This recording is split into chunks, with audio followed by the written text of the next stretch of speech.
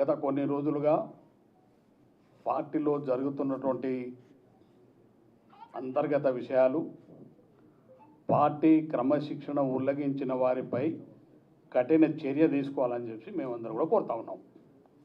ఏకవచనం. ఎందుకంటే ఈ రాష్ట్రంలో 10 సంవత్సరాలు అనేక మంది కార్యకర్తలు వాళ్ళ కష్టార్జితం, వాళ్ళ రక్తాన్ని ధారపోసి రేవంత్ రెడ్డి గారి నాయకత్వంలో ఇవాళ కాంగ్రెస్ పార్టీ అధికారంలో తీసుకుని వచ్చినారు. పోలీస్ కేసులు, వాళ్ళ ఆస్తులు పోగొట్టుకున్నారు, వాళ్ళ ప్రాణాలు పోగొట్టుకున్న అనేక మంది కార్యకర్తలు ఇవాళ ఈ రాష్ట్రంలో కాంగ్రెస్ పార్టీని ఆ రోజు అధికారంలో తేవడానికి రేవంత్ రెడ్డి గారు పడ్డటువంటి కష్టం మీకు తెలుసు, నాకు తెలుసు, మా అందరికీ తెలుసు. వారి నాయకత్వంలో కాంగ్రెస్ పార్టీ సోనియా గాంధీ, రాహుల్ గాంధీ గారి యొక్క ఆశీస్సులతోటి ఈ రాష్ట్రంలో కాంగ్రెస్ పార్టీ అధికారంలోకి వచ్చింది. అధికారంలోకి వచ్చినటువంటి కాంగ్రెస్ పార్టీ ప్రభుత్వం చేపడుతున్నటువంటి సంక్షేమ కార్యక్రమాలు, అభివృద్ధి కార్యక్రమాల్ని ఆయన ఉన్నటువంటి క్యాబినెట్లో ఉన్నటువంటి మంత్రి వారి యొక్క కుటుంబ సభ్యులు మాట్లాడుతూ తీరుని గ్రామీణ స్థాయి కార్యకర్తలు కూడా అసహించుకునే విధంగా ఇవాళ మేమందరం కూడా దాన్ని పూర్తిగా ఖండిస్తూ ఉన్నాం.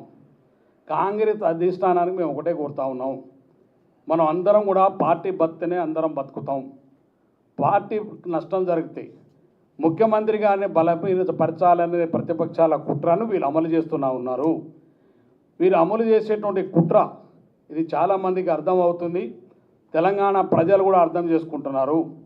మీరు ఆయుధాలు వాళ్ళ చేతికి ఇవ్వడం అంటేనే మీరు మాట్లాడే విధానం, ప్రభుత్వాన్ని మీరు విమర్శించే విధానం, ముఖ్యమంత్రి రేవంత్ రెడ్డి గారిని బలహీనపరచాలన్నటువంటి కుట్రను, ప్రతిపక్షాల ఆలోచనల్ని మీరు అమలు చేస్తున్న తీరును మేము తీవ్రంగా ఖండిస్తున్నాం. దాన్ని తెలంగాణ రాష్ట్ర ప్రజలు కూడా అర్థం చేసుకుంటున్నారు. అదేవిధంగా తెలంగాణ రాష్ట్రంలో ప్రతి కాంగ్రెస్ పార్టీ కార్యకర్త కూడా అర్థం చేసుకుంటున్నారు. ఎవ్వరు మాట్లాడినా ఇంతకుముందు మాట్లాడుతున్నారు, చిన్నారెడ్డి గారు మాట్లాడినా, ఇంకో రాజగోపాల్ రెడ్డి గారు మాట్లాడినా, బాలు నాయక్ మాట్లాడినా, క్రమశిక్షణ ఉల్లంఘించి కాంగ్రెస్ పార్టీ ప్రభుత్వాన్ని బలహీనపరిచేటువంటి కార్యక్రమాలు ఎవరు చేసినా, ముఖ్యమంత్రి గారిని బలహీనపరిచే, ముఖ్యమంత్రికి కాంగ్రెస్ పార్టీ ప్రభుత్వాన్ని బలహీనపరిచే పని ఎవరు చేసినా వారిపైన కఠినమైనటువంటి చర్య తీసుకోవాలని చెప్పేసి మేము అధిష్టానాన్ని కోరుతా ఉన్నాం. ఎందుకంటే కాంగ్రెస్ పార్టీ ప్రభుత్వం ఇవాళ ప్రజల సంక్షేమం, ప్రజలు ఇవాళ సంతోషంగా ఉన్నారు ముఖ్యమంత్రి గారు రేవంత్ గారి పట్ల. వీళ్ళందరూ మీరు ఎన్ని కుప్పగంతులు వేసినా, మీరు ఎన్ని చేసినా ఈ రాష్ట్రంలో తిరిగి మళ్ళీ కాంగ్రెస్ పార్టీకి అధికారంలో రావడం ఖాయం. రేవంత్ రెడ్డి గారి నాయకత్వంలో రెండోసారి కాంగ్రెస్ పార్టీ అధికారంలోకి వస్తుంది. వారి నాయకత్వంలో కాంగ్రెస్ పార్టీ ప్రభుత్వం ఏర్పడుతుంది. మీరు ఎన్ని కుట్రలు ఇందులో ఉండి చేసినా, వారి ఆలోచనలు మీరు అమలు చేసినా, కానీ తెలంగాణ ప్రజలు, తెలంగాణ కాంగ్రెస్ పార్టీ కార్యకర్తలు మళ్ళీ రేవంత్ రెడ్డి గారి నాయకత్వాన్ని బలపరిస్తే ముందుకెళ్తున్నారు. అందుకనే క్రమశిక్షణ చర్యకు లోబడి మొన్న పిసిసి అధ్యక్షులు గారిని కానీ, మేము అదేవిధంగా ఏఐసిసి ఇన్ఛార్జి మీనాక్షి మేడం గారికి కానీ, రాహుల్ గాంధీ, సోనియా గాంధీ, మల్లికార్జున ఖర్గే గారిని కోరుతా ఉన్నాం. కాంగ్రెస్ పార్టీ క్రమశిక్షణ ఉల్లంఘించి మాట్లాడిన వాటి క్రమశిక్షణ చర్య తీసుకోండి. షోకాస్ నోటితోటి వదిలిపెట్టకండి. ఎందుకంటే వీరందరూ కూడా ఏ వారో బలహీనపరచలేరు, ప్రభుత్వాన్ని బలహీనపరుస్తున్నారు, కాంగ్రెస్ పార్టీని బలహీనపరుస్తున్నారు, మా అందరి భవిష్యత్తును బలహీనపరుస్తున్నారు, తెలంగాణ ప్రజల ఆశలను బలహీనపరుస్తున్నారు. కాబట్టి వారిపైన కఠినమైన చర్యలు తీసుకోవాలి. అది ఎవరైనా కావచ్చు, కులంతో సంబంధం లేదు, హోదాతోటి సంబంధం లేదు. ఎవరు కాంగ్రెస్ పార్టీ కార్యకర్తకు ఎవరైతే కాంగ్రెస్ పార్టీని బలహీనపరచాలనేటువంటి మాట్లాడితే వారిపైన కఠిన చర్యలు తీసుకోవాలని మా అందరి డిమాండ్. అందులో భాగంగానే మేము ఒకటే కోరుతా ఉన్నాం, ఏదైతే మీరు కాంగ్రెస్ పార్టీ మాట్లాడదలుచుకుంటే మీరు ముఖ్యమంత్రి గారితో విధంగా మాట్లాడండి, మీరు లోపల ఇంట్లో మాట్లాడుకోండి, మీ సమస్యలు ఉంటాయి. లేదు కాంగ్రెస్ పార్టీ అధిష్టానం రాహుల్ గాంధీ గారు ఉన్నారు, సోనియా గాంధీ గారు ఉన్నారు, ప్రియాంక గాంధీ గారు, మా అధ్యక్షులు ఖర్గే గారు ఉన్నారు, వారి దగ్గర పోయి మాట్లాడి మీరు ఏమన్నా విషయాలు. కానీ మీరు పత్రిక ప్రకారంగా ప్రభుత్వం పైన, ముఖ్యమంత్రి గారి పైన మీరు మాట్లాడే విధానం ప్రతిపక్షాలు ఆయుధాలుగా మార్చి ఇవాళ కాంగ్రెస్ ప్రభుత్వాన్ని బలహీనపరిచే విధంగా చేస్తున్నట్టు విధానం సరైన విధానం కాదు.